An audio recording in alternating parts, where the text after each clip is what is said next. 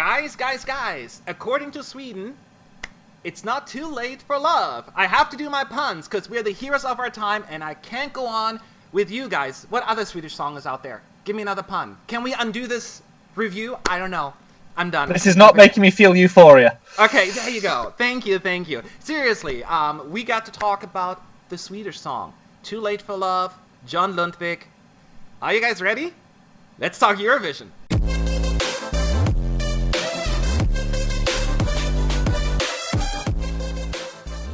What's up, you fools? Matt, ESC United, your favorite Eurovision channel. Did you watch Melodifestivalen 2019? I know you did. Any true Eurovision fan watches it. And I know, like, it's overrated. I hate that word anyway. But nevertheless, John Lundvik, last year he performed My Turn, and ironically enough, this year it was his turn, but with Too Late for Love. I can be the sun that lights your dawn. Is it too late for love? But anyway, he won by a landslide. Every single juror gave John 12 points, and he won the televote by a significant margin as well. So does that mean we're going for another Swedish victory here, or not? Well, the four of us and everyone else on the ESC United team is part of the expert panel.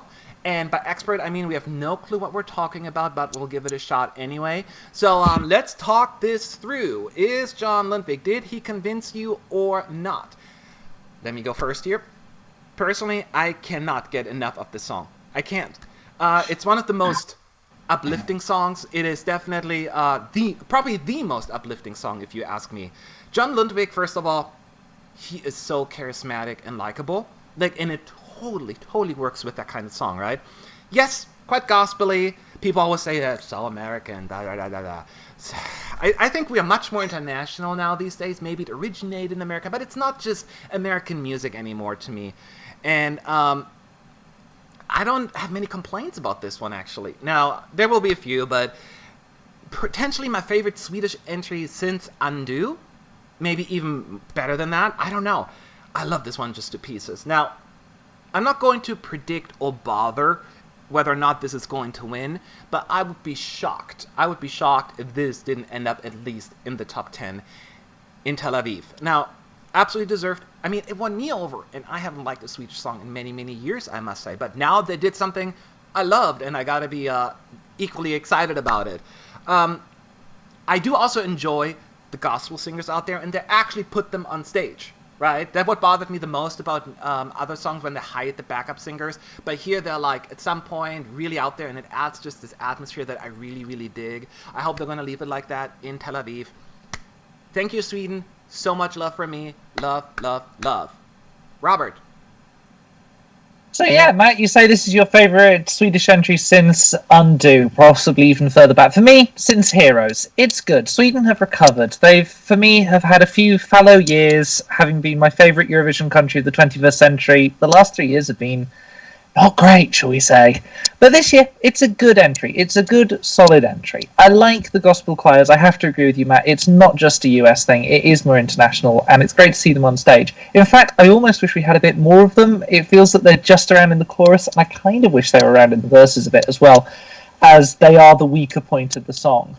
It means when you jump from the chorus with everybody and then just to John for the verses, it's a very sharp change, and I wish that could be a little bit smoother because it's just a bit too jarring for me.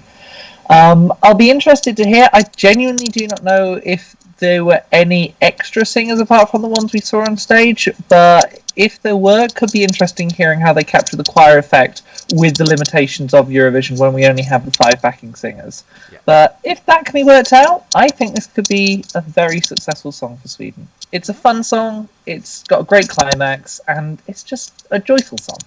Joyful, that's a good word. How about you, Zach?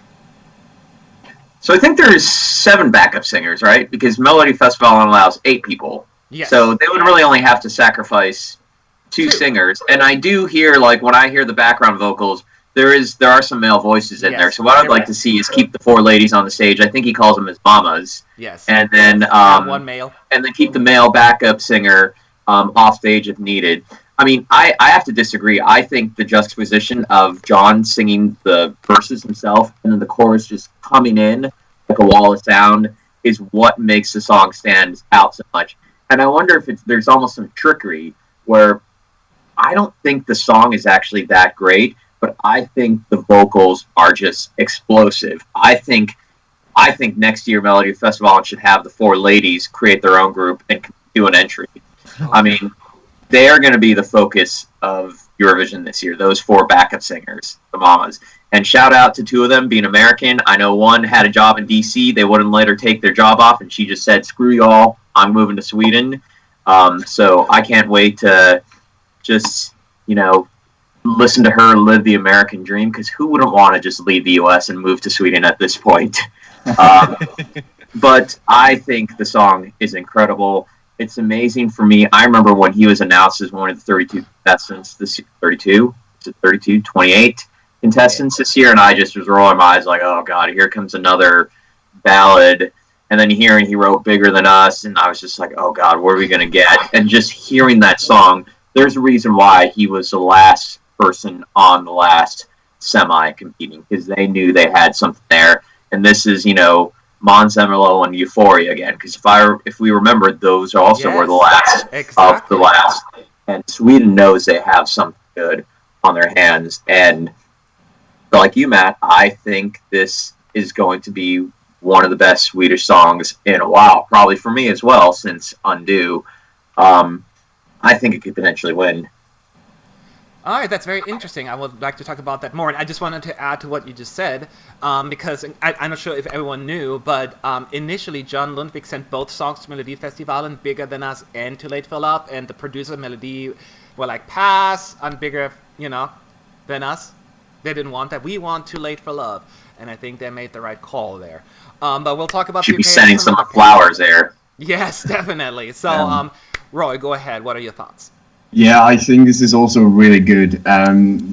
It's another quality song from Sweden. Every single year they will come with a quality overproduced song, and it will be good. I personally love when they're all together singing, like the four gospel ladies and John Lundvik. That just puts a big old smile on my face. It just makes me feel really happy inside, and I really love that part of the song. I will say that it takes a bit long to get to that moment, maybe. But it's still a good song. I can't really put too many points off of that. Will it be a potential winner? It has a shot. We've seen that the Swedish get a lot of points from the judges overall, and we've seen that Austria last year, which was also kind of a gospel-y song, got a lot of points from the judges. I think it could be a big judge favorite this year. And yeah, good song. Yeah, it's definitely a good song. So the question is still, will that be reflected, our positive comments in the score? Let's find out. I'll go first. So here's the thing, my approach, I subtracted 0.5 initially for the lyrics. Lyrically, it's not necessarily something to brag about. It's not like offensive, but it has a lot of cliches. I light your work with one spark. It's just like, it's not very innovative lyrically. It's fine, but that's the only weak part of it. And I subtract another 0.5 for the studio version. Like, I listened to the studio version, and it loses so much of the energy, and that's, I guess, to Zach's point. It's very auto-tuned there, and the backup vocalists, you cannot hear them. They're not as prevalent. So the oomph is missing there. That makes it so joyful and energetic. So I have to give at least something to the studio version that is definitely inferior to the live performance. But overall, still a 9. Still 9 points from me. That is pretty darn good, I would say. So that's my point, or my points. Go ahead, Robert. Yeah, so as I say, there are a few issues I have overall with the song. However, I cannot deny it's a fun entry. I like the attitude. I think John is such a brilliant performer, and I hope he will be a superb ambassador for Sweden at Eurovision this year. Overall, 7 out of 10. 7 out of 10 from Robert. Zach. Yeah, this is one of my favorite songs this year. I know it's not the best song lyrically, but music is feeling. And I feel something from the song. I feel something for the first time in a long time from a Swedish entry. Okay, so go ahead, sorry. And it's the first time I felt something since 2012. And that to me says something. That is and I feel like John Lundvik should be thanking his backup singers because they are making the song. Because without them, I don't think I would like the song as much. I give it a 9. Ooh, you agree with me. I like that. Go ahead, Roy. Yeah, well, at first I want to say that I made like a bit of a top 5 for myself, and everything below that I couldn't go below an 8. It couldn't be higher than 8, I mean. Yeah, I think the song is really great though, and like Zach said, the backup vocals make it what it is. I think if John was on its own, it would be a bit of a repeat from last year, where it was a mess song with a good vocal. But yeah, I gave it an 8, and that's it. 8, so not too shabby from us on the review, but the question is, did the rest of the team agree? I'll tell you right now. The final score for Sweden, Too Late for Love, is, wait for it, 8.06. It's actually over 8. That crazy, huh? Any thoughts? That good? Yeah. That's Wow. good. I think that is good. It's a B-. I'm sorry. I hope you'll never be my teacher. God. So, any other thoughts? I thought I mean, I don't know how you can even break 8 points. There are maybe 1, 2, like a handful of people gave it less than 8, maybe? I don't know. I would have to look at the actual breakout. But I think that is one of Sweden's best results since we started the expert panel at ESC United many years ago. Also thinking about it, when you go from a range from 0 to 10, it gets truncated, the averages, yes. And so yeah, an 8 is pretty good. But I stand by. I think the score speaks for itself. It's a well-liked song. The backup singers and John are very charismatic. Just the little interactions you see during the performance, just it's a special moment. I think, like almost like the feeling I got from Bulgaria in 2016 when all the backup singers came out at the end. Yes. There's just something that gives me goosebumps about that moment, and I hope to see that in. Well, going with how Sweden does things, nothing's going to change in Tel Aviv from what we saw. Minor things will change, little here and there, but for the most part, I expect it to stay very similar as well. You're absolutely right.